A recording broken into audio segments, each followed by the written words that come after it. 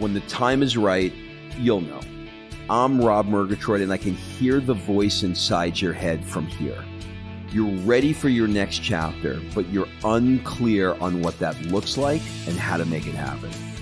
On the Next Chapter podcast, you'll be inspired to let go of your current identity and shift into a brand new chapter of your life that makes you feel alive.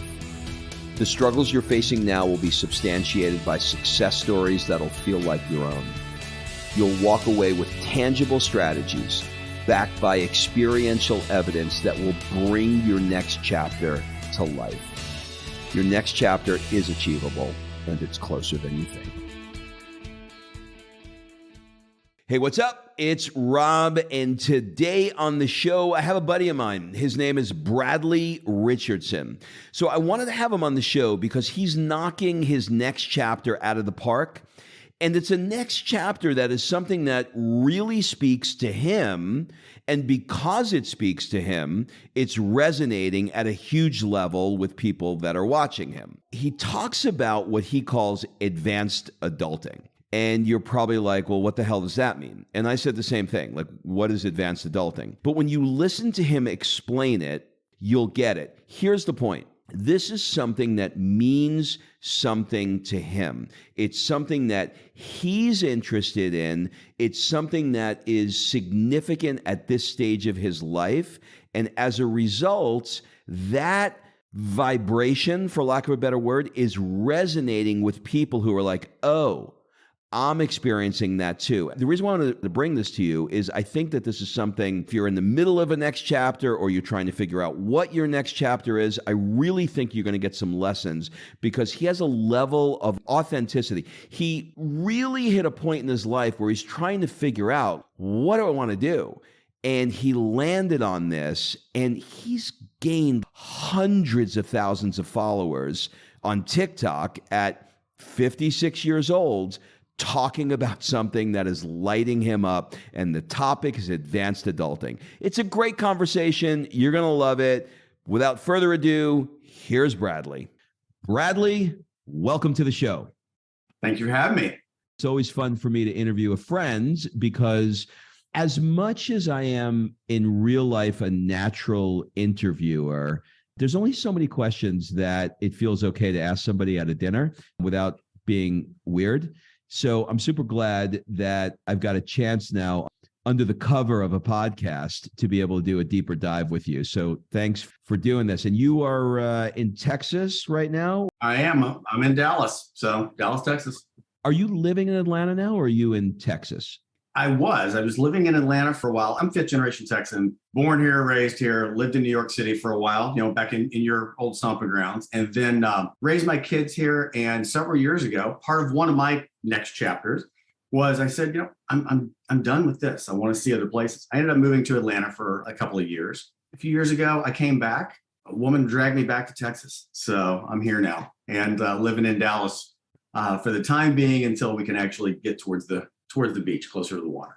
All right. So you mentioned next chapter, and we're going to dance around your next chapters. You've had many of them, as you've alluded to in your life. And the one that you are currently in, I'd like to start with that one. And we'll, as conversations have it, we'll bounce around and go back and forth in timelines. But I'd like to begin with where you currently are in the world of what you call advanced adulting. And it's a bit unfamiliar to me, this new chapter for you, because last I left you, we never discussed it. And it was something that I never heard you talk about. And that was probably, I suppose, because I moved to LA and then I moved to Italy. So it's really unfamiliar to me. So let's start off with just a simple definition. What is advanced adulting? Advanced adulting, as I define it, is really all of the things that every single one of us in midlife, meaning your 40s, 50s, and beyond, experience, but you're not really prepared for. I focus a lot on the relationship end of it, because who you are at 47, 57, dramatically different person than you were at 27. And no one sits there at 27 and says, I wonder what my second marriage is going to be like. Wonder what it's going to be like to be an empty nester. Wonder what it's going to be like to be 20 years into a career and want to change. those types of things, and are dealing with elderly parents. It's all of the things that are the dirty bits that every single one of us, regardless of education, income, what you do, where in the world you are, you experience. And we all go through. That's really what advanced adulting is. It's the hard stuff. Yeah, I say often, at a certain age, we're expected to have our shit together, but a lot of us don't. A lot of us have this illusion. And we may look fantastic professionally. You may have one area of your life that is just clicking. You may have a great career, make a shit ton of money, but your marriage or your personal relationships are a train wreck. Or you may be alone because you've abandoned all your friends, or your kids may not talk to you. It may be the reverse. It may be something where you're fulfilled in a lot of other areas. Professionally, you're just not there. A lot of it is personal. Talk about relationships in advanced adulting, also that relationship with yourself. And that's the biggest one. It's not just other people, but it's figuring out who am I now and who do I want to be with the rest of the time that I have. You said something that really struck me there, which is we have goals for, like, we want to have money in the future, or maybe we have a vision of being with grandchildren or whatever, but we don't really think about what it's like to be in that stage. And I'm 56. How old are you? You're a week older than me. Oh, so yeah. I know our birthdays are the same week. We are exactly. I am 56.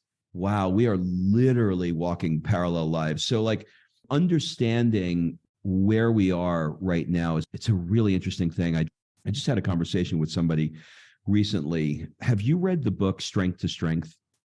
I'm familiar with it. From Strength to Strength. And a lot of what's in that book is sort of the world that you're in right now, which is unfamiliarity of what this next phase of life looks like. When I heard the name that you came up with, I honestly didn't get it. What is he doing with this name? I don't really get it, but everybody else seemed to get it. And when I look at your content now, I'm blown away. It's one thing to post something. It's another thing to get the level of engagement and comments that you get on a post. You could literally make a TikTok, which, by the way, I love it. At our age, you're making TikToks. Right. I don't have to dance either.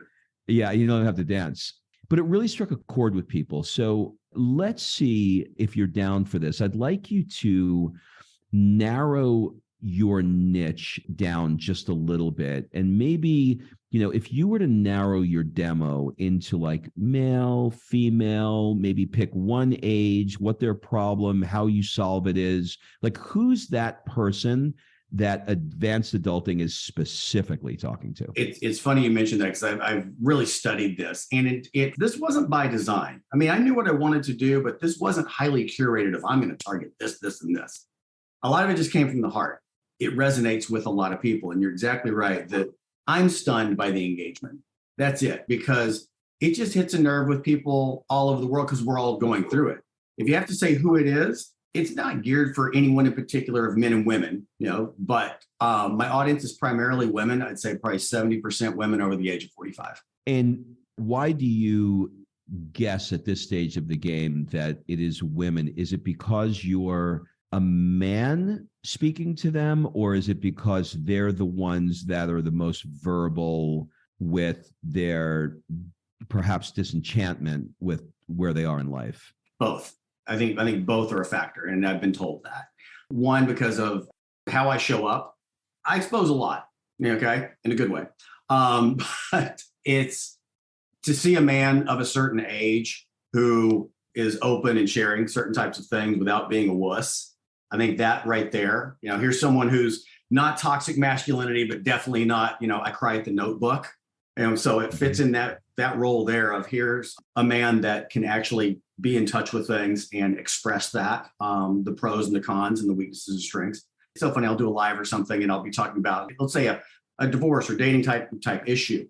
And women go, where are all the men at? Well, you hit it right on the head. Women are more verbal. Women are more open to personal development, personal growth.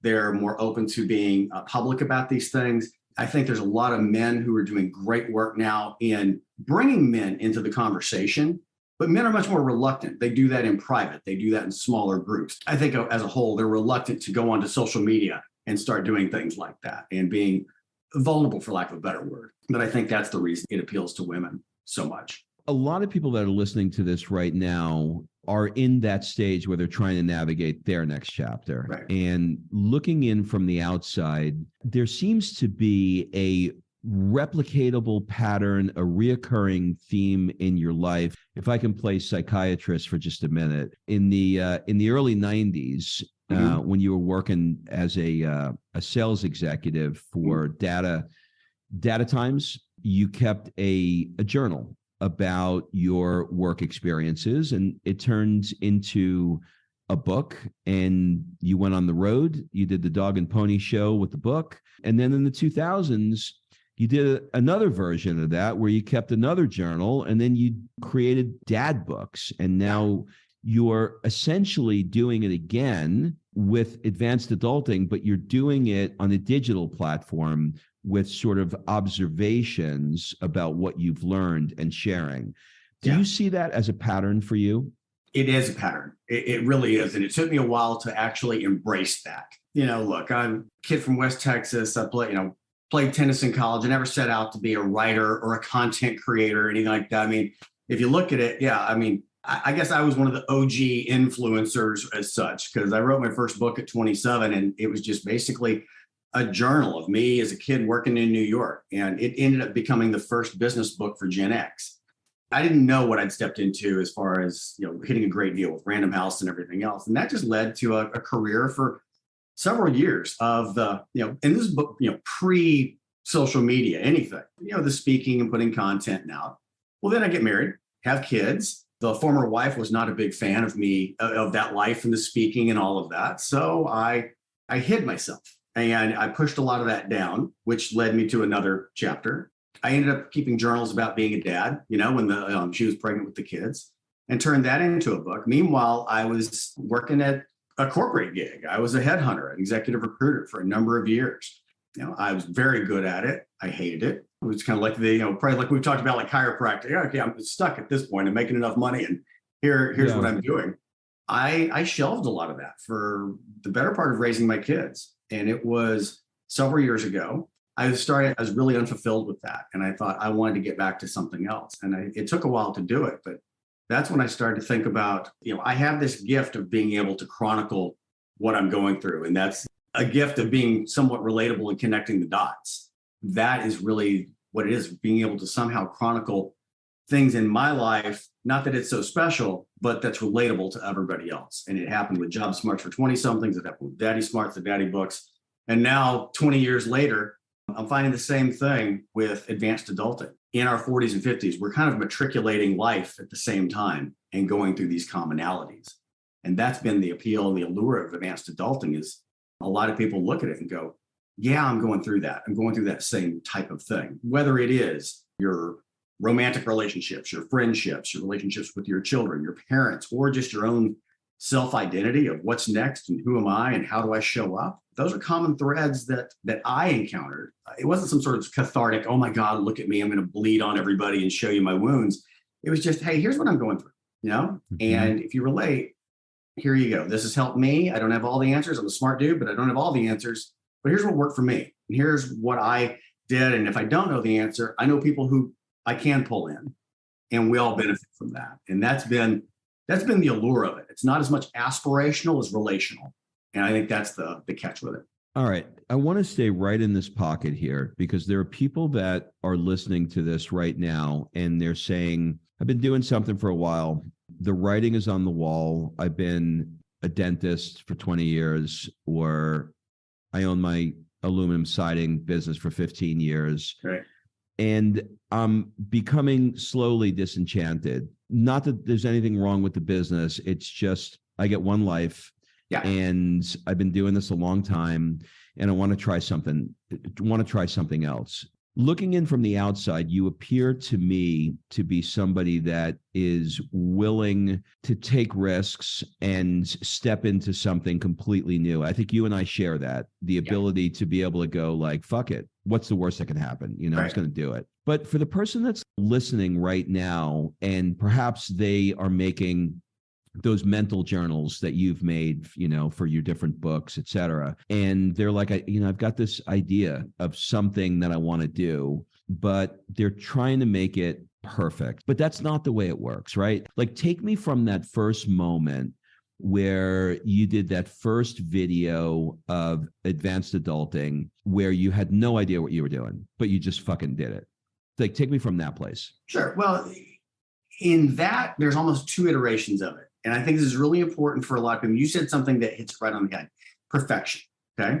We hold ourselves up, whether it is changing jobs or relationship, trying something new, changing some aspect of your life, because we think we have to have it all mapped out with the complete end in mind, and it has to look at this. And so I think it's human nature for us to throw in roadblocks. So we completely block ourselves before we even start, because we expect this perfect thing to be there. What I tell people is progress is 2 steps forward, 1 step back. You're going to fuck it up. Things will fuck up. It will not always work perfectly. You will have some sort of obstacle on that.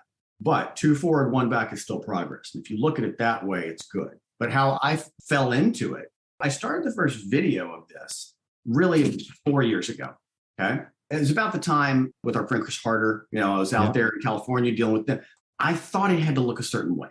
Okay. I thought, well, I have to do what other creators are doing. And it has to, because the whole digital thing was new to me. I'm old school. So I thought, well, you have to do it this way. You have to present this way. And it has to be marketed and created in a certain structure. And I hated it. It didn't feel authentic. It didn't feel real. At the time, I was in a relationship where I played small. Okay. And that's a theme for a lot of people. I'll come back to whether it's changing careers or next chapters or anything. I kind of took it to heart. This person kind of was like, I don't know if that makes sense. It's kind of stupid. And I shelved it.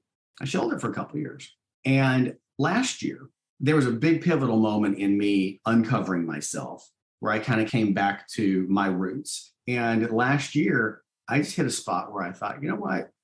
I felt I had to fit into a certain thing like everyone else.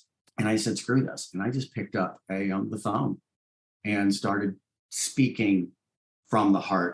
And that sounds really kind of broad, but it really wasn't. I had no agenda of anything. I did that, and I started putting some stuff up on Instagram as well. It was really funny how people who I didn't know all over the world were like, oh yeah, that speaks to me. I'm going through this. I hear you. That was humbling. From a business perspective, you guys like, wow, I might be onto something.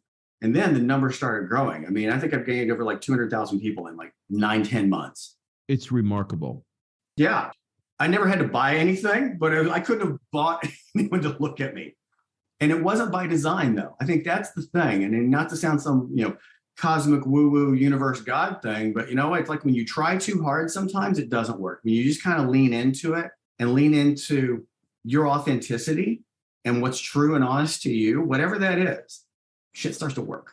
Even if you go out to dinner with somebody and they're very calculated or very poised, they want to make sure that they seem interesting. Right. And then there's somebody else who's just real, and they may not have anything that interesting to say, but they're just themselves. And there's a part of us that resonates with the truth. But when somebody shows up as their authentic self, you feel it. So I'm hoping that people that are listening now and maybe, have not been in a digital space and, barely have an Instagram account, that we're living in a world now that is so polished and so curated and so filtered. Here's one of the things I'm so impressed with what you've done.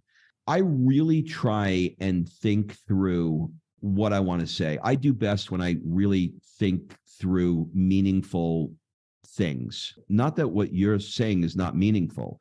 You come at it from such a different perspective. I can see in your videos your natural conversation, and I don't even know if you edit any of it.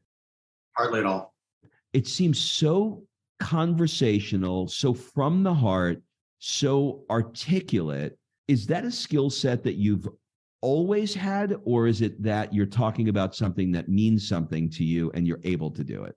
Probably a little bit of both. I mean, I've always spoken, written well, that type of thing. It's not something I sat there and crafted and worked on. You get, you're doing reps, I guess. I mean, the more you do, the more in anything, you're going to become better at it. it goes back to what I said earlier. I mean, trying to present a message that I feel I have to overthink or curate or be a certain way, I didn't feel good with it. And if I don't feel good with it and authentic, it's sure as hell not going to be authentic to anybody else that's doing it. Okay. And, I think that if you look at social media or books or content or anything like that, 10, 15 years ago, or even 5 years ago, what worked was something slick, something polished. And that's great. It was not my time. Now, I mean, and TikTok's a great example of that. Anything else? I mean, you can be a little rougher around the edges and a little less edited, and it worked. And so it just happens to be the right message, the right delivery at the right time. How much of this right now is the content that you personally need? Everything I put out is something that I either need or need. And that right there is it. Let's think about that for a second. Like, you are literally putting out shit that you need. Oh, I believe 1,000%. You either write the book that you want to read, you build a company or service that you want to use or that you need. I am 100% an example of that. Okay. Yeah. Because I've made shit tons of money. I have been at spots where I haven't had two nickels to rub together. Okay. I have loved hard and had my heart broken. I have been a good man. I've been a douchebag.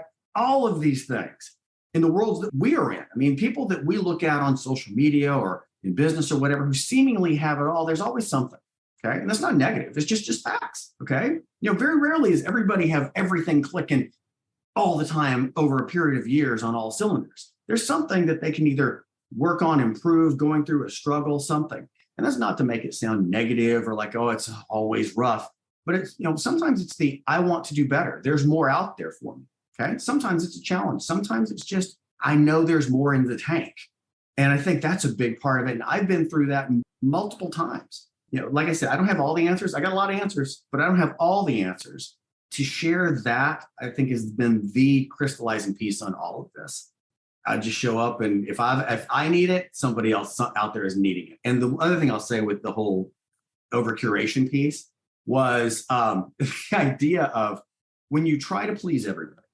Okay, when you try to please everybody, whether that is in your business, your clients, your content, your relationship, guess what happens? You're vanilla. Okay, you're a vanilla. You're in the middle. You're a fence rider, and so as a result, nobody either listens to you, nobody cares. And you really don't care about yourself either. And that's the biggest one right there, is I have finally become comfortable with the fact that maybe it's just part of us being older and a grumpy old man now. I don't know. It's this idea of I don't give a fuck, but not in a negative way. It's I realize I separate things into thirds. So it's a matter of, instead of, I want everybody to love me, a third of the people are not going to like you instead. A third of the people are going to go, you know what? I don't like guys from New York. I don't like bald men. I think you're an asshole. You remind me of something else. And there's not a damn thing you can do to change that, regardless. Okay. A third of them are situational and circumstantial. So it's like, you know what? You're okay. You're kind of, I could go either way on you, but there's some stuff I like and some stuff not. And then a third of them, they're your people.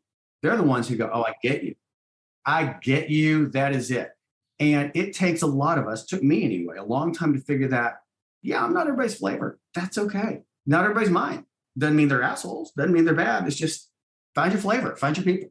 Two things you said. One is, you're right. As you get older, there is a bit of I don't give a fuckness that is so freeing. So for all of you 30, 40 years old, it only gets better as you get older. There is such freedom in not giving a fuck. And it doesn't mean being a jackass either. It doesn't mean being rude. It just anything. Means doing you. You're just doing you, you know? But to that point of doing you, I was just recently speaking with somebody that's pretty famous, and they have spent a lot of their life inside a box that the world gave them. Right.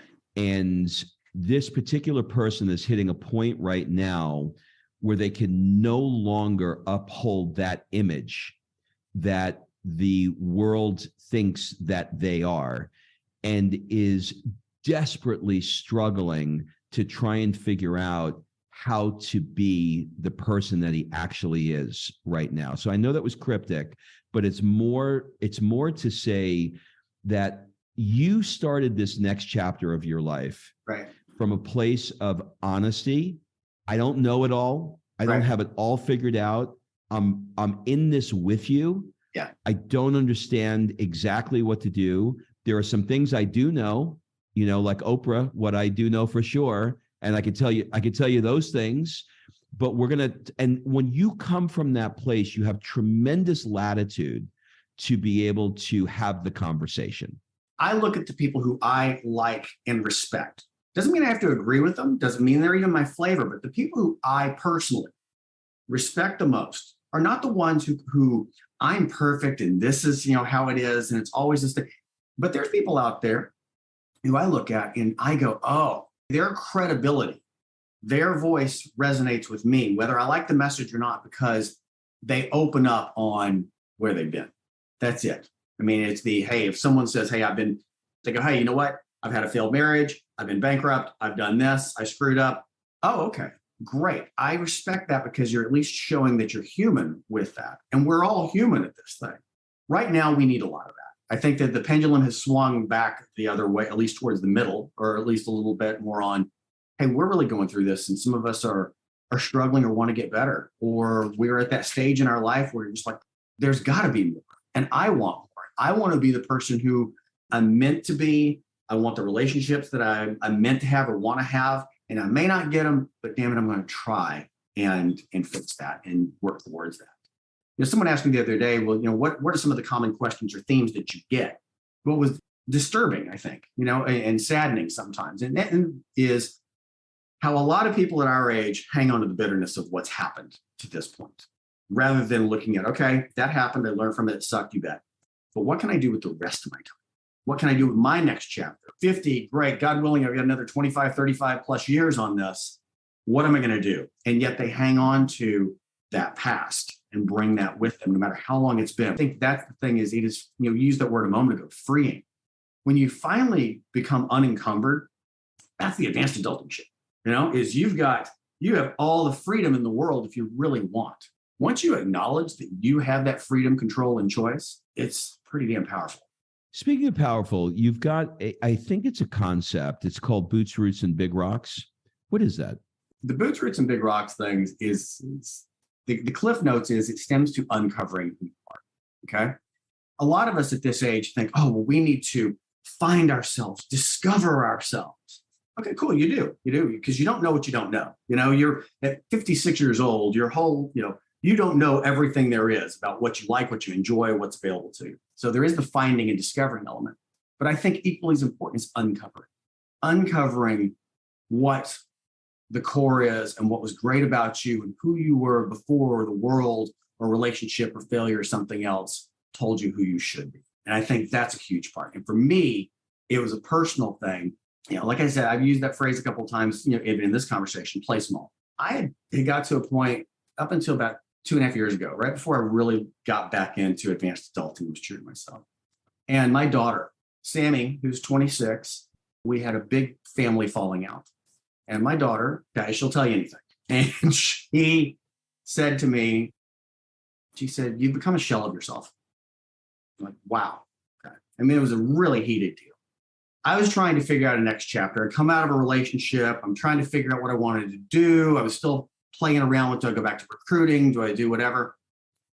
And so, like a lot of people, I thought, I'm going to go hang out with the spider monkeys and find myself and be all zen. I was totally lying to myself and running from shit. My daughter called me out and she goes, what are you doing? She goes, you are chasing everything but what you need to. And it struck me and hit me so hard. I remember I'm in Atlanta, I'm driving to Savannah, and I pull over the road and I'm crying because that, when your child says something and she's right like that, it wasn't just one thing. It was a tsunami of it had been coming. Bottom line is I canceled the thing Costa Rica. I left Atlanta, packed up my stuff and said, I need to remember who the hell I am. That's it. Forget find myself. I need to get back to who the hell is Bradley Richardson, the good stuff. And so I spent 2 months driving through the South and back in Texas. And I went back to my roots. And that was a huge pivotal moment for me. So long story short on that is I went there and I did this. And the idea for the boots was when I got there, I felt comfortable again in who I was as a kid from West Texas in my own voice. I didn't need to be curated Joe over here. I didn't need to be this. Like I said, I'm a smart man, but can be a little raw around the edges or just real with it. And I love that Texas element. Sometimes you get dust on your boots. And I had accumulated so much dust crap on my boots, and they become so dull with life that I'd forgotten what color they were. And I needed to just knock the dust off the boots to remember what their original color and shine was. And I think that's the case for a lot of us, because we forget what our original color is. And before you figure out what that next chapter, next step is, what was your true passion, not just as a child, but before you became a husband, a wife, an executive, a parent? What rings true now? And some of it doesn't work, and some of it isn't, it doesn't apply, and some of it you just don't care about. Some of it you're gonna go, oh, that's who I was. It's not just what you like, but it's how you showed up. How did you walk? What was your stride? What was your swagger? How did you present yourself? How did you feel? And for me, I had to uncover all that before I stepped into this next chapter. And I think a lot of people don't do that. They hang on to the bad stuff and go, no, but who was I before? And really doing that. That's the big stuff, because we think of all the superfluous stuff around us. And the big rocks for me, it's those kids, it's my health, it's me, it's being authentic to myself, and it's those personal relationships. That's it. I don't think that would have landed for me, the roots part. It would have landed for me a couple of years ago, but it does land for me now. All I wanted to do was I wanted to get out of Queens, which is where I'm from in New York, right? It was a shithole to me. I just wanted to leave. But as an adult now, when I look at it through the lens of sort of what your daughter called out and what you experienced when you went back home, if I'm honest, even though there are some memories I didn't love, and even though there are things about the city that is never a place I would ever live again. Right. If I'm honest with myself, I feel most comfortable when I'm there. Mm-hmm. And there is something about roots that we were raised in, both good and bad, right, that has a familiarity. And I think what you're really saying is that at that time in your life, it's getting back to the source of who you were. Yeah. And somehow through marriage, divorce, business changes, shit that's happened in life, ups and downs, financial, different identities that we've thought we needed to have, et cetera, that trip down back to those roots is a quick shock to the system to bring you back to who you are. You're an incredible dad. I know that for sure. And the reason why I know that is because you have enough of a relationship with this daughter where she felt comfortable to say that to you. And on a side note, I had the privilege of meeting one of your children for the first time here in Florence, Italy, who just knocked my socks off. What a boy. I mean, just incredible, heart-centered guy that clearly came from a great dad. So thank you. You're welcome. So as we wrap, I want to ask you a couple of questions about you. What is your superpower and what is your kryptonite? My superpower, I think that I'm very good at taking complex situations and crystallizing them in something simple. I've been told I'm great with analogies and just making people understand, these difficult concepts. And I think it plays out in what I do with the books and videos. That's just, I look at something and can crystallize it pretty quick. Kryptonite, oh my God. I think it is that ADD. And I don't mean that in a clinical diagnosed sense, but it's like squirrel, shiny thing, yes. Entrepreneurial ADD. Entrepreneurial ADD of like, oh, well, I can do that. That sounds cool. Let's do this. And that has been so difficult to overcome. And that simplification and crystallizing stuff is kind of really something I'm trying to work on. Yeah, for sure. I think a lot of us struggle with that. What is a new behavior or a habit that has most improved your life? Oh, wow. I'm trying to take care of my health better. The older we get, I've never really focused on a lot of the health things. I'm telling you, I don't know how it hit you, but 55 kicked my ass. That was this past year was the first year I ever felt my age. Yeah. And it was eye-opening for, oh, wow, I don't, mobility, health, cognitive, you need to be on this shit because it just doesn't happen instantly. So really being aware of that and working towards that has been something that I'm a good habit and I'm getting better at trying to. This post 50 time period is where all age related disease starts to show its head. Right. It starts with exactly what you're talking about, which is mobility. What is an unusual or weird or absurd thing that you love? People would look and go, well, that's really weird. But you're like, I love it.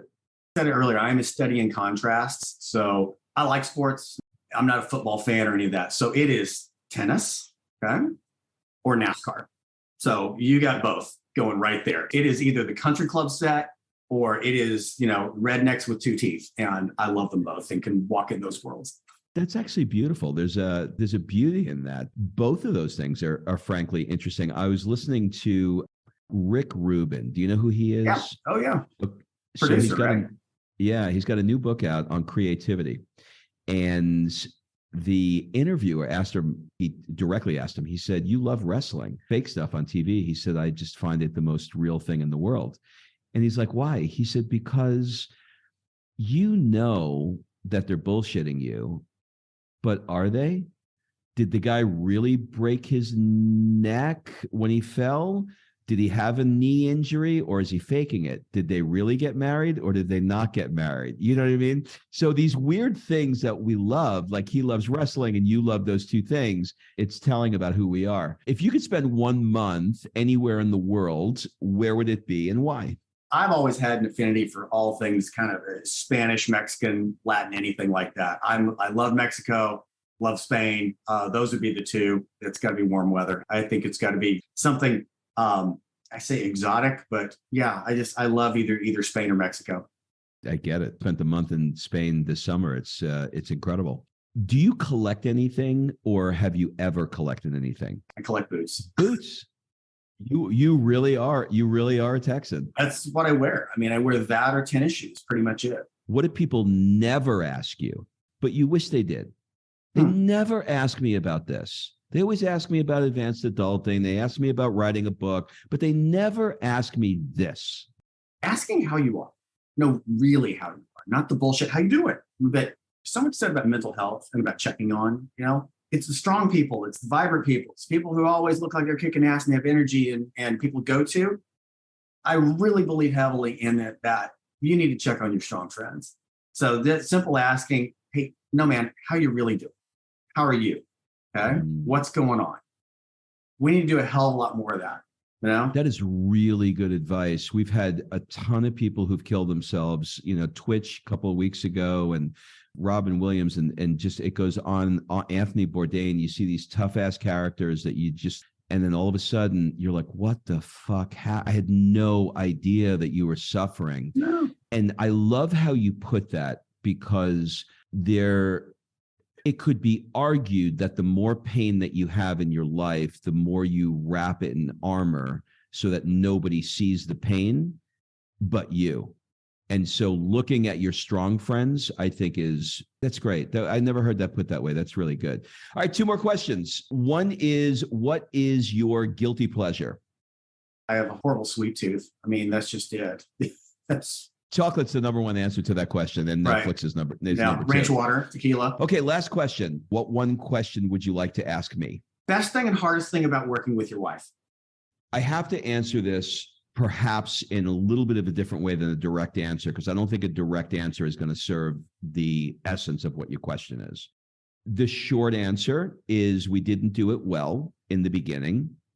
I am by nature a micromanager, and her being micromanaged did not work. And the good news for us is that she was very, very quick to tell me what did not work for her. I am always looking at, okay, so if me micromanaging didn't work for her, then I can't micromanage her. Okay, so if I can't micromanage her, what can I do if we assign a task where your job is to do this and my job is to do that, but I can't micromanage you? What we eventually came to is we define roles within what we do together. In other words, we have this so dialed in that if the task involves the telephone, right, it's my job. Okay. If the task involves an email, it's her job. If it comes to anything financial, it's her job. So we have divvied up responsibilities. Now, here's the thing. Once the person takes ownership of that task, right, the other one has to stay the fuck out of it. And you can offer a supportive role when you need to. You've lost the right to make any meaningful decisions on that task because it's hers. right. And for us, having clearly defined lanes where that's not my division, it's hers, you have to talk to her, has allowed her to just take the ball and run with it, and allowed me to take the ball and run with it. And we never have to worry about, well, why didn't you do that? Why didn't you you said you were going to do this? And all of that went away. That's the first thing. The second thing is we look at things on a scale of 1 to 10. I'll use something really simple. I want to go out for dinner tonight. And she'll be like, oh, come on, I'm tired. I really don't want to go. And I'll be like, God, I really want to go. And she'll go, scale of 1 to 10, where is it for you? And I'll go, 6, because we're not allowed to use 7. 7 is non-committal. 7 is not, right. 7 is like that neutral. It's not good and it's not bad. 6 forces you to say it's bad, and 8 forces you to say it's good. Right. So we don't allow 7. So I'll go 6, and I'll say, where is it for you to stay home tonight? She'll be an 11. And so whoever is legitimately higher, right, we say, and this came from my Aunt Nettie, who was born in 1898. She used to say all the time, I'll go your way. So we had these little things that we put in place to allow different lanes, to allow measure it. And then in short, our natures are just aligned. Like, we just really fucking like each other. And I love to just sit there and talk to her. So there's a little bit of nature, there's a little bit of magic, there's a little bit of structure, and there's a little bit of things that didn't work that we fixed. I spent time with you all, together, and it rings totally true. And look, I mean, I deal personally, but also dealing with the people that I do with advanced. There's so many people who just don't like each other. I love you, I just don't like you. You gotta like them. I've talked to people, it's like, well, we had a great time on vacation. Well, great. So 1 week out of the year, you like each other. What about the rest? I mean, yeah, it has to be the fun stuff, the hot stuff, the sexy stuff, and just simple stuff.